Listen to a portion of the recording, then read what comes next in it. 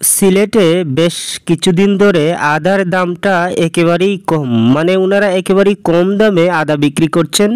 শুধু আদা নয়, ওনারা মরিচও বিক্রি করছেন কম দামে, যেটা অকল্পনীয় বলতে পারেন। সংকটের এই মৌসুমটাতে এসে ওনারা মরিচ বিক্রি করছেন, কাঁচা মরিচ বিক্রি করছেন প্রতি কেজি 100 টাকা করে, যেটা অনেকটা কম। আপনারা জানেন যে বাংলাদেশে কাঁচা মরিচের দাম সবসময় হাই থাকে, সেই তুলনায় এই 100 টাকা যে কতটা কম সেটা যারা ভুক্তভোগী তারা বলতে পারবেন। আর যে কাঁচা হলুদ আছে সেটারও দাম কম, ওনারা মাত্র বিক্রি করছেন 140 টাকা করে। এই 140 টাকাটা অবশ্যই বেশ কিছুদিন ধরে হলুদের ক্ষেত্রে দেখা যাচ্ছে, তবে যেটা একেবারে আকর্ষণীয় হয়ে ধরা দিচ্ছে সেটা হচ্ছে আদা। আদা সাধারণত বাংলাদেশে একটি দামি একটি পণ্য। এই পণ্যটা সবসময়ই 300-400 এইরকম একটা দামে বিক্রি হয়। বেশ কিছুদিন ধরে, কয়েক মাস ধরে সিলেট শহরে আমরা প্রায়ই এরকম ছোটা বাজারে দেখতে পাচ্ছি ওনারা আদা বিক্রি করছেন 100 থেকে 130 টাকার ভেতরে। যেমন আজকে উনি বিক্রি করছেন 140 টাকা কেজি।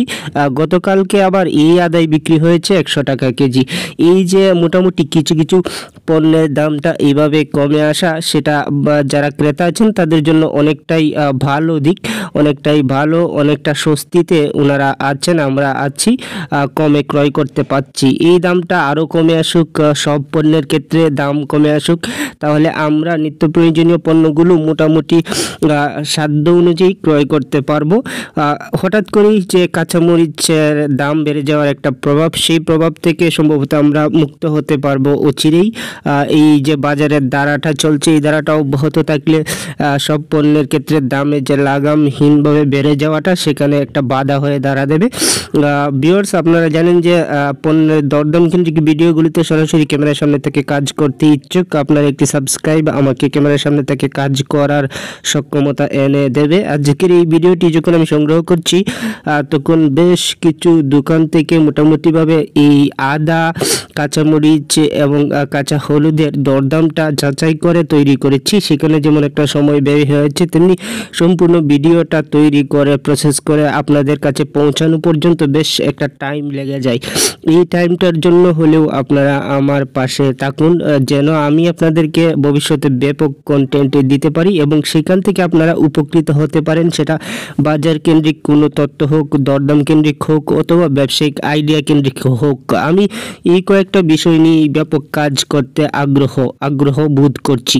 সিলেট বন্দর বাজার থেকে আমি প্রায়ই দরদাম কেন্দ্রিক প্রতিবেদনগুলো সংগ্রহ করি। আপনারা জানেন যে কেন্দ্রীয় শহরগুলোর সাথে পুরো জেলাভিত্তিক, বিভাগ ভিত্তিক দামের একটা সামঞ্জস্যতা দেখা যায়। সেজন্যই আমি জেলাভিত্তিক দরদাম কেন্দ্রিক ভিডিওগুলো সরাসরি সদর থেকে কালেক্ট করার চেষ্টা করি। আজকের ভিডিওটি সিলেট বন্দর বাজার থেকে কালেক্ট করেছি। যারা এত সময় আমার সাথে ছিলেন তাদের সবাইকে ধন্যবাদ। সাবস্ক্রাইব করে পাশে থাকবেন, ভালো থাকুন।